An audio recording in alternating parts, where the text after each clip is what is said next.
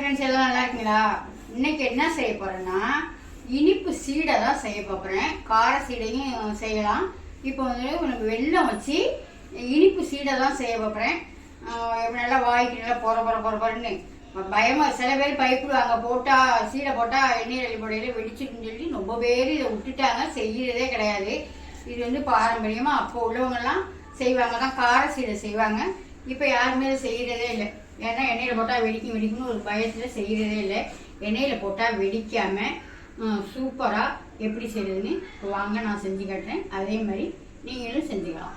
இப்போ வாங்க, அதுக்கு நான் நம்ம வீட்டிலையே ரெடி பண்ணுறோம்லங்க, தட்டைக்கெல்லாம் ரெடி பண்ணுறோம்ல, அந்த மாவு தான் நல்லா நைஸான மாவு, மல்லிகைப்பூ மாதிரி இருக்கு பாருங்க மாவை பார்த்ததுமே. இப்போ இந்த மாவு நான் ஒரு 1/2 கிலோ எடுத்துருக்கேன். கரெக்டாக உங்களுக்கு அளவு சொல்லணும்னா 1/2 கிலோ நான் எடை போட்டு எடுத்துருக்கேன். இது வந்து பச்சரிசி மாவு தாங்க. நீங்கள் கடையில் வாங்கின மாவாக இருந்தாலும் எடுத்துக்கோங்க, வீட்டில் உள்ள மாவாக இருந்தாலும் எடுத்துக்கோங்க. நல்லா நைஸாக எடுத்து சலிச்சிட்டு வச்சுக்கோங்க. இதே இப்போ ஒரு வானொலியை வச்சு நல்லா வறுத்து எடுத்துக்கலாம். நல்லா வாசம் வர்ற அளவுக்கு நல்லா வறுத்து எடுத்துக்கணும். மாவும் இந்த மாதிரி நல்லா நைஸாக இருக்கணும். அப்புறம் இதை வறுத்து எடுத்துக்கிட்டு அப்புறம் பார்க்கலாம். அந்த 1/2 கிலோ மாவுக்கு இது வந்து 1/4 கிலோ வெல்லம் எடுத்து நான் நசுக்கி எடுத்துகிட்டு வந்திருக்கேன். ஒன்றும் பாதிமா. இதை இப்போ பாவு பதம்லாம் இல்லை. இதுக்கு அந்த மாவுக்கு தேவையான தண்ணியை ஊற்றி நம்ம வெல்லம் கரையிற அளவுக்கு காய்ச்சிக்கிட்டா போதும். 10 நாள் நம்ம தண்ணி ஊற்றிக்கலாம். எக்ஸ்ட்ரா சுடு தண்ணியெல்லாம் ஊற்றணும்னு இல்லை, பச்சை தண்ணியை ஊற்றி பிணைஞ்சிக்கலாம். நல்லா அடுப்பை சிம்மில் வச்சுக்கிட்டு நல்லா கருக விட்டுறாமல் நல்லா இந்த மாதிரி பொலன்னு வர்ற அளவுக்கு வறுத்து எடுத்துருங்க. எப்படி வச்சுருக்க மாட்டிங்களா? இந்த மாதிரி வர்ற அளவுக்கு வறுத்து எடுத்துருங்க. இதெல்லாம் சூடாக வச்சுக்கிட்டு வறுத்திங்கன்னா இந்த மாதிரி நல்லா வரும். இல்லைன்னா இந்த மாதிரி கையில் அள்ளி இப்படி எடுத்து இப்படி கோடு போட்டிங்கன்னா இப்படி கோடு வரணும். இந்த மாதிரி வரணும். அப்போ நல்லா கரெக்டான பதமாக நம்ம வறுத்துட்டோம். இப்போ நம்ம அடுப்பு ஆஃப் பண்ணிவிட்டு இந்த மாவை எடுத்துக்கலாம். இந்த பக்கம் வெல்லமும் கரைஞ்சிருச்சு.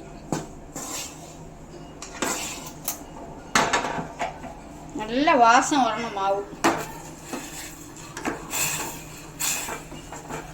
வெல்லம் 1-2 கிடக்கு நல்லா கரைஞ்சிருக்கு.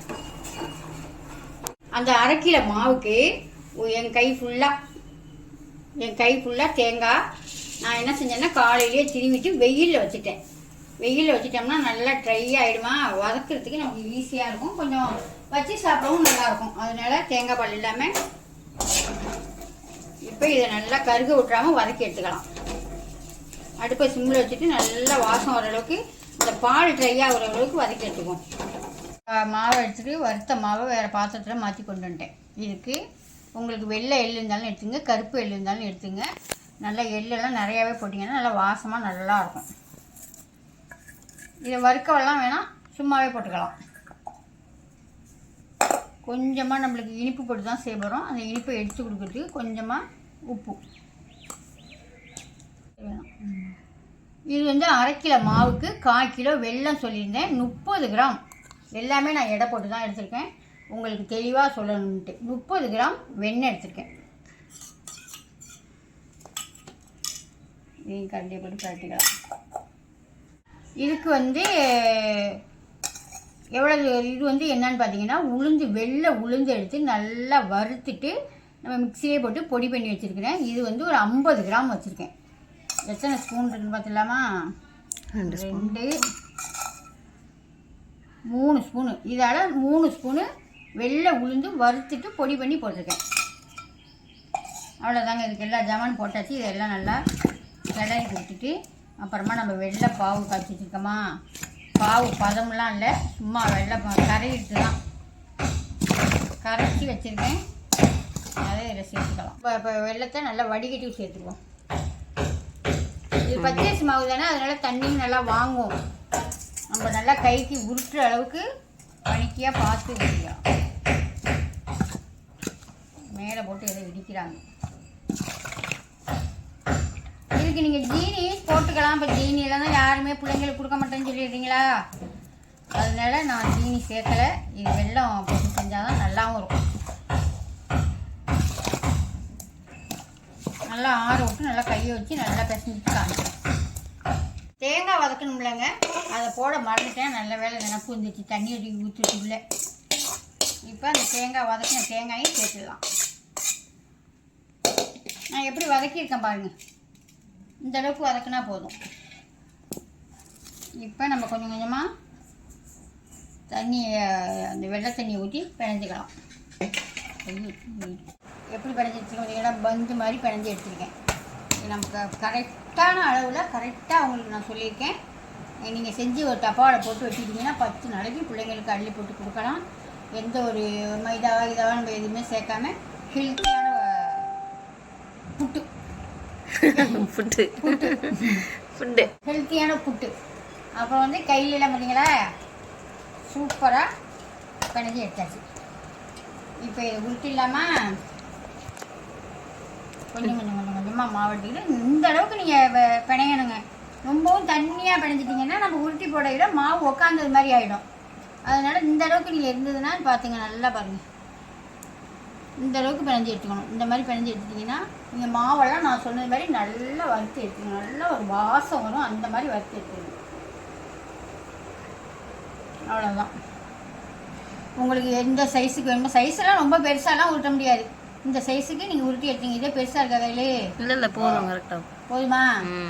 இந்த அளவுக்கு உருட்டி எல்லாத்தையும் உருட்டி எண்ணெயில் போட்டு எடுக்கிறது கரெக்டாக உங்களுக்கு நான் சொல்லி தரேன். பயப்படாமல் நீங்களும் செஞ்சு பார்க்கலாம். எல்லாத்தையும் உருட்டி எடுத்துருமா கையிலே? தாம்பாளத்தை கூட. இப்போ நம்ம எடுத்த மாவு எல்லாத்தையுமே உருட்டி எடுத்துட்டோம். உருட்டி எடுத்து நான் இப்போ இது ஒன்றெல்லாம் வைக்கிறது நம்ம உருட்டின டைம் ஒன்று தான். நான் இதுக்காக எக்ஸ்ட்ராலாம் நான் இது பண்ணலை. அந்த 1/2 கிலோ மாவும் எவ்வளோ நேரம் உருட்டினமோ அந்த டைம் ஒன்று தான். இப்போ எண்ணெய் சூடாகிடுச்சுது, அதில் கொண்டு போட்டு எடுத்துருவோம். இதில் வந்து நான் வந்து ஏலக்காய் பொடி போட்டேங்க. இதில் உங்கள்கிட்ட காமிக்க மறந்துட்டேன். அதில் வந்து நீங்கள் ஏலக்காய் பொடி இதில் கண்டிப்பாக சேர்த்துக்கணும். அப்போ தான் வாசமாக நம்ம சாப்பிட்றதுக்கு நல்லாயிருக்கும். இப்போ போய் பொரிச்சு எடுத்துகிட்டு வந்துடலாமா? இப்போ எண்ணெய் வந்து நல்லா சூடாகிடுச்சு. நம்ம உருட்டி வச்சுருக்க சீடையை எண்ணெயை நல்லா சூடு பண்ணி நல்லா குறைச்சி வச்சுங்க, சிம்மில் வச்சுருங்க. அப்போ தான் நல்லா வெந்து வரும் நமக்கு உள்ளேயும் மேலேயும். இல்லைன்னா நம்ம போட்டோன்னே வெல்லம் போட்டிருக்கோமா, அதனால் போட்டோன்னே செவந்து போயிடும்.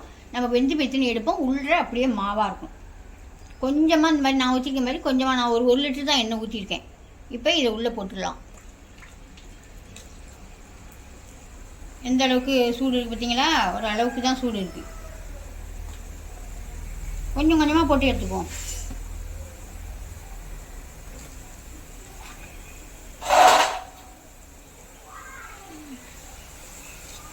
போட்டு விட்டு இந்த மாதிரி நல்லா பிரித்து விட்ருங்க. அதுவே பிரிஞ்சிடும்.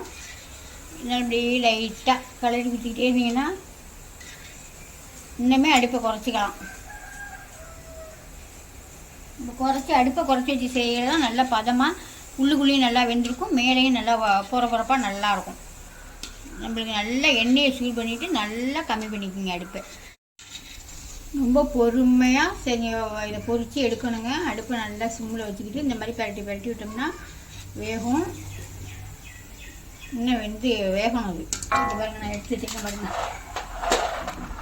எல்லாமே பொரித்து எடுத்துட்டேன். இது சீடைனால கொஞ்சம் அழுத்தமாக தான் இருக்கும். நமக்கு மற்ற பலகாரம் மாதிரி சாப்பிட்டாலும் மேலெல்லாம் ரொம்ப சாப்பிட்டாலாம் இருக்காது. சீடைனால எல்லாருக்கும் தெரியும். அது கார சீடையாக இருந்தாலும் சரி, கார சீடை கூட கொஞ்சம் பொறப்பொறப்பு கிடைக்கும். இது கொஞ்சம் லைட்டாக அழுத்தமாக தான் இருக்கும். என்ன காரணம்னு கேட்டிங்கன்னா, இது வந்து நம்ம இனிப்பு சேர்க்குறோம்லங்க, அதனால இது கொஞ்சம் அழுத்தமாக தான் இருக்கும். அந்த கார சீடையும் சீடைனாலே பொதுவாகவே கொஞ்சம் அழுத்தமாக தான் இருக்கும். இப்படி நான் செஞ்சது மாதிரியே செஞ்சு பார்த்துட்டு எப்படி இருக்குன்னு கமெண்டில் சொல்லுங்கள், நல்லா இருந்துச்சாலேன்னு. எல்லாத்தையும் பொரிச்சு எடுத்துகிட்டு வந்துடுறேன். சீடையெல்லாம் செஞ்சு பாக்கெட்டும் போட்டாச்சுங்க. இது அரிசட்டாக ஒருத்தவங்களுக்கு 1/2 கிலோ கேட்டிருந்தாங்க. நம்ம உள்ளூருக்குள்ளே தான் லோக்கலில். அதை தான் இப்போ கொண்டு கொடுக்க போகிறேன். கொண்டு கொடுத்துட்டு வந்து வீட்லேயும் வச்சுருக்கேன். நான் வந்து எப்படி இருக்குன்னு நான் சாப்பிட்டு பார்த்துட்டேன். ரொம்பவே சூப்பராக இருக்குது. வீட்டில் வச்சுருக்கேன். வந்து உங்களுக்கு சாப்பிட்டு காமிக்கிறேன். இதை கொண்டு இதை கொடுத்துட்டு வந்துடுறேன். இதாடி அம்மாச்சி சீடை செஞ்சேன், சாப்பிட்டு பாரு எப்படி இருக்கு. இங்கே வா, உள்ளுக்குள்ள வா.